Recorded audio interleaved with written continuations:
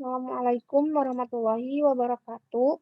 Perkenalkan, nama saya Eva Laila dengan NIM 20510116. Di sini saya akan menjelaskan tentang limit fungsi kompleks.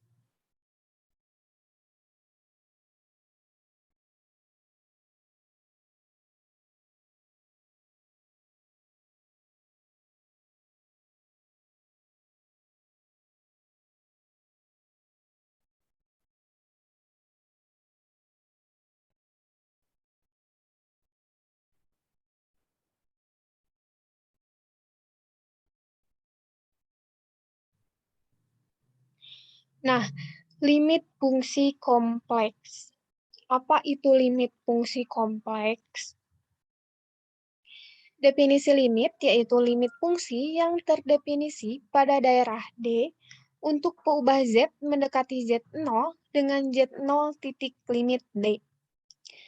Sehingga limit Z mendekati Z0 Fz sama dengan L. Jika dan hanya jika nilai Fz dapat dibuang ke sebarang dekat ke L dengan cara membuat Z cukup dekat ke Z0. Jika dan hanya jika jarak Fz dengan L dibuat sebarang kecil, jika jarak Z ke Z0 cukup kecil. Jika dan hanya jika mutlak Fz dikurang L sebarang kecil, jika mutlak Z dikurang Z0 cukup kecil. Jika dan hanya jika mutlak Fz kurang L kurang dari epsilon untuk setiap bilangan epsilon lebih dari 0. Jika mutlak Z dikurang Z0 kurang dari delta untuk suatu bilangan delta lebih dari 0. Dengan kata lain, limit Z mendekati Z0 Fz sama dengan L. Jika dan hanya jika untuk setiap bilangan epsilon lebih dari 0, terdapat bilangan delta lebih dari 0. Sehingga jika 0 kurang dari mutlak Z min Z0 kurang dari delta, berlaku Fz dikurang L kurang dari epsilon.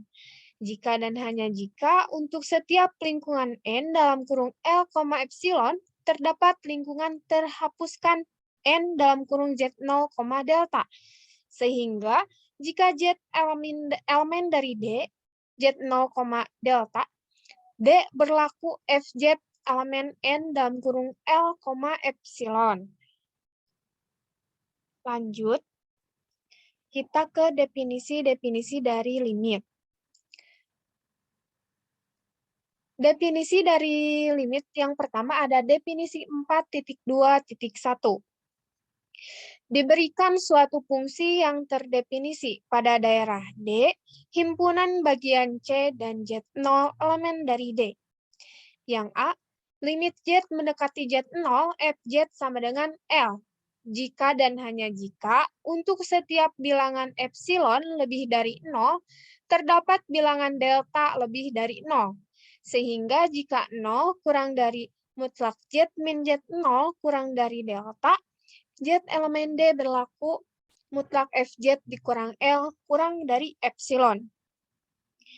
Dan yang B, limit Z mendekati Z0 Fz sama dengan L, jika dan hanya jika untuk setiap lingkungan N dalam kurung L, epsilon, terdapat lingkungan terhapuskan N dalam kurung Z0, delta. Sehingga jika Z elemen N dalam kurung Z0, delta, irisan D berlaku Fz elemen N dalam kurung L, epsilon. Lanjut, di sini ada sifat-sifat dari fungsi kompleks. Yang pertama ada teorema 4.2.2. Diberikan fungsi kompleks F terdefinisi pada daerah D, himpunan bagian C, dengan Z0, epsilon D, dan L, M, epsilon dari C. Yang A, jika limit Z mendekati Z0, Fz sama dengan L, dan limit Z mendekati Z0, Fz sama dengan M, maka L sama dengan M. Yang B, limit Fz sama dengan L, jika dan hanya jika terdapat bilangan K lebih dari 0 dan bilangan delta lebih dari 0. Sehingga berlaku mutlak FZ kurang dari K atau konstanta untuk setiap Z elemen N dalam kurung Z0, delta irisan dari D. Nah, di sini ada pembuktian dari teorema 4.2 yang A. Yang B. Maksud saya yang B. Limit Z mendekati Z0, Fz sama dengan L, jika dan hanya jika terdapat bilangan K atau konstanta lebih dari 0, dan bilangan delta lebih dari 0, sehingga berlaku mutlak Fz kurang dari K untuk setiap Z elemen N, dalam kurung Z0, delta irisan D. Nah, diberikan bilangan epsilon lebih dari 0 sebarang. Terdapat bilangan delta lebih dari 0, sehingga jika 0 kurang dari mutlak Z min Z0 kurang dari delta, maka Z elemen D berlaku mutlak Fz dikurang L kurang dari 1. Oleh karena itu, diperoleh mutlak Fz sama dengan mutlak Fz dikurang L ditambah L, kurang dari mutlak Fz dikurang L ditambah L kurang dari 1 ditambah mutlak dari Fz. Nah, diambil bilangan K sama dengan 1. Berarti K sama dengan 1 ditambah mutlak L lebih dari 0. Diperoleh mutlak Fz kurang dari K untuk setiap Z elemen D. Z0, delta irisan dari D. Sehingga pembuktian yang B itu terbukti. Nah, lanjut yang kedua ada teorema 4.2.3. Diberikan fungsi kompleks F dan G yang terdefinisi pada daerah D sama dengan domain F irisan domain G, himpunan bagian dari C, dengan Z0 elemen dari D. Jika limit Z mendekati Z0, Fz sama dengan L. Dan limit Z mendekati Z0, Fz sama dengan M. Maka yang A, limit Z mendekati Z0, Fz ditambah Gz sama dengan L ditambah M. Yang B, limit Z mendekati Z0, Z sama dengan KL. Dengan K elemen dari C. Yang C, limit Z mendekati Z0. Fz dikali Gz sama dengan LM. Dan yang terakhir ada limit Z mendekati Z0, Fz per Gz sama dengan L per M. Dengan M tidak sama dengan 0. Nah, boleh untuk teorema 4.2.3 boleh dicoba sendiri. Lanjut, ada limit nilai mutlak suatu fungsi. Teorema 4.2.4. Diberikan fungsi kompleks F yang terdefinisi pada daerah D himpunan bagian C dengan Z0 elemen dari D. Yang A, jika limit Z mendekati Z0, Fz sama dengan L. Dengan L tidak sama dengan 0, maka limit Z mendekati Z0, mutlak Fz sama dengan mutlak L. Dan yang B ada jika limit Z mendekati Z0, Fz sama dengan 0. Jika dan hanya jika limit Z mendekati Z0, mutlak Fz sama dengan 0. Nah, ini ada pembuktian dari teorema 4.2.4 yang A. Diberikan epsilon lebih dari 0 sebarang, maka terdapat bilangan delta lebih dari 0. Sehingga jika 0 kurang dari mutlak Z dikurang Z0 kurang dari delta, Z elemen dari D. Berlaku mutlak dari mutlak Fz dikurang L kurang dari mutlak Fz dikurang L kurang dari epsilon. Maka terbukti limit Z mendekati Z0, mutlak Fz sama dengan L. Nah, yang keempat ada teorema 4.2.5.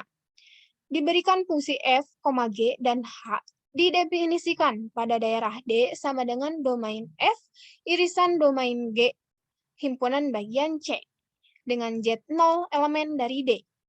Jika mutlak Fz kurang dari mutlak Gz kurang dari mutlak Hz untuk setiap Z elemen N dalam kurung Z0, delta irisan D, maka limit Z mendekati Z0 Fz sama dengan L. Dan limit Z mendekati Z0 H, Z sama dengan L. Begitu pula dengan GZ. Limit Z mendekati Z0, GZ sama dengan L.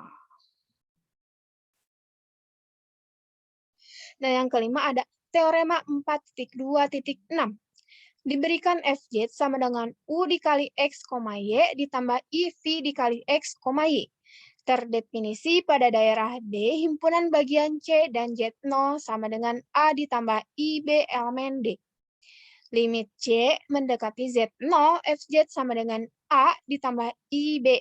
Jika dan hanya jika limit X, Y mendekati A, B, untuk U kali X, Y sama dengan A. Dan limit X, Y mendekati A, B untuk V X, Y sama dengan B. Nah, yang keenam ada teorema 4.2.7. Diberikan Fx sama dengan U dikali X, Y ditambah IV dalam kurung X, Y terdefinisi pada daerah D, himpunan bagian C, dan Z0 sama dengan AI ditambah B elemen D. Jika limit Z mendekati Z0, Fz sama dengan L, maka limit Z mendekati Z0 untuk Fz selalu ada dengan nilai L. Untuk Z mendekati Z0 sepanjang S himpunan bagian dari C.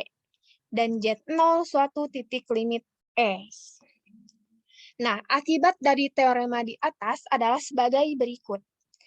Jika fungsi f mempunyai limit yang berbeda untuk z mendekati z0 sepanjang kurva yang mempunyai titik limit z0, maka limit z mendekati z0 fz sama dengan tidak ada. Nah, ini ada bukti teorema 4.2.6. Diberikan bilangan epsilon lebih dari 0 sebarang. Diketahui limit Z mendekati Z0 mutlak Fz sama dengan A ditambah IB. Berarti terdapat bilangan delta lebih dari 0, sehingga jika 0 kurang dari mutlak Z min Z0 kurang dari delta, berlaku mutlak Fz dikurang A ditambah IB kurang dari epsilon. Dengan kata lain, terdapat bilangan delta lebih dari 0. Sehingga jika 0 kurang dari mutlak dari X, Y min A, B, kurang dari delta. Nah, sehingga berlaku mutlak U kali X, Y ditambah IV kali X, Y dikurangi A ditambah IB kurang dari epsilon. Atau mutlak U dikali X, Y dikurangi A ditambah mutlak V kali X, Y dikurang B kurang dari epsilon. Jadi, untuk bilangan epsilon sendiri, epsilon itu lebih dari 0. Di atas terdapat bilangan delta lebih dari 0, sehingga jika 0 kurang dari mutlak X, Y kurang A, B, kurang dari 0 berlaku mutlak U dikali X, Y dikurang A, kurang dari epsilon, dan mutlak V kali X, Y kurang B kurang dari epsilon. Jadi, terbukti bahwa limit yang di atas itu X, Y mendekati A, B untuk U kali X, Y sama dengan A, dan limit X, Y mendekati A, B untuk V dalam kurung X, Y sama dengan B. Nah, itulah bukti teorema dari 4.2.6. Lanjut kita ke contoh soal. Yang pertama ada buktikan limit Z mendekati 1, IZ per 2 sama dengan I per 2. Penyelesaian, misalkan Fz sama dengan IZ per 2, maka domain dari F sama dengan C. Akan ditunjukkan bahwa untuk setiap bilangan epsilon lebih dari 0, terdapat bilangan delta lebih dari 0. Sehingga jika 0 kurang dari mutlak Z dikurang Z0 kurang dari delta, berlaku mutlak IZ per 2 dikurang I per 2 kurang dari epsilon. Hasil yang ingin dicapai dapat ditulis mutlak IZ per 2 dikurang I per 2 sama dengan I dalam kurung Z min 1 per 2. Sama dengan mutlak Z min 1 per 2 kurang dari epsilon per 2 kurang dari epsilon. Nah, langkah proses pembuktiannya adalah sebagai berikut. Diambil delta kurang dari 2 epsilon. Maka, untuk setiap bilangan epsilon lebih dari 0, terdapat bilangan delta lebih dari 0. Sehingga jika 0 kurang dari mutlak Z min Z0 kurang dari delta kurang dari 2 epsilon berlaku mutlak IZ per 2 dikurang I per 2 sama dengan mutlak dari I dalam kurung Z min 1 per 2 sama dengan mutlak Z min 1 per 2 kurang dari 2 epsilon per 2 sama dengan epsilon. Jadi terbukti ya bahwa limit Z mendekati 1, IZ per 2 sama dengan I per 2. Nah, yang kedua ada buktikan bahwa limit Z mendekati 0 dalam kurung X kuadrat Y kuadrat per X kuadrat ditambah Y kuadrat ditambah XYI per akar dari X kuadrat ditambah Y kuadrat sama dengan 0. Nah, penyelesaiannya yaitu misalkan U dalam kurung X, Y sama dengan X kuadrat Y kuadrat per X kuadrat ditambah Y kuadrat. Mohon maaf ya, itu Y kuadrat. Dan V dalam kurung X, Y sama dengan XY per akar dari X kuadrat ditambah Y kuadrat. Maka yang pertama adalah 0 kurang dari X kuadrat Y kuadrat per X kuadrat ditambah Y kuadrat kurang dari X kuadrat ditambah Y kuadrat per X kuadrat tambah Y kuadrat sama dengan Y kuadrat. Karena limit X, Y mendekati 0,0, maka 0 sama dengan 0. Limit X, Y mendekati 0, Y kuadrat. Maka limit X, Y mendekati 0, Y untuk X kuadrat Y kuadrat per X kuadrat ditambah Y kuadrat sama dengan 0. Yang kedua ada 0 kurang dari mutlak XY per akar X kuadrat ditambah Y kuadrat. Sama dengan mutlak X dikali mutlak Y per akar X kuadrat ditambah Y kuadrat. Kurang dari akar X kuadrat ditambah Y kuadrat dikali mutlak Y. Per akar dari X kuadrat ditambah Y kuadrat sama dengan mutlak dari Y. Karena limit X, Y mendekati 0,0, maka 0 sama dengan 0. Limit X, Y mendekati 0,0 untuk mutlak Y sama dengan limit dari X, Y mendekati 0,0 XY per akar X kuadrat ditambah Y kuadrat sama dengan 0. Maka berdasarkan yang pertama dan yang kedua dapat disimpulkan bahwa limit Z mendekati 0 dalam kurung X kuadrat Y kuadrat per X kuadrat ditambah Y kuadrat ditambah XYI per akar dari X kuadrat ditambah Y kuadrat sama dengan 0 ditambah 0I sama dengan 0. Nah, mungkin cukup sekian yang bisa saya sampaikan. Mohon maaf apabila ada perkataan atau pengucapan yang salah. Saya mohon maaf. Sekian dari saya. Wassalamualaikum warahmatullahi wabarakatuh.